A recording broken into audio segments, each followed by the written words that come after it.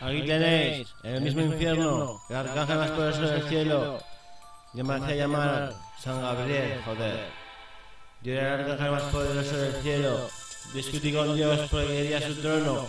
Por envidiosos, hijos de puta, leptómanos, nefómanos, incluso violadores y puteros venían al cielo, tenían mis mismos privilegios, así que tenía suficiente poder y lo hice de este imperio donde se denomina infierno, y a mí se me corona como Lucifer. La verdad es que yo vivo bien, mejor que nadie, pero lo que quiero es que todos vamos al cielo porque reconozco que es lo mejor y lo que tiene que ser así. Me he dado cuenta que Dios tiene más razón y que es mejor en sí.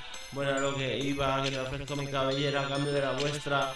Pero bueno, es esencial desde ello tiene que redimirse y conseguir al cielo ser perdonado por él.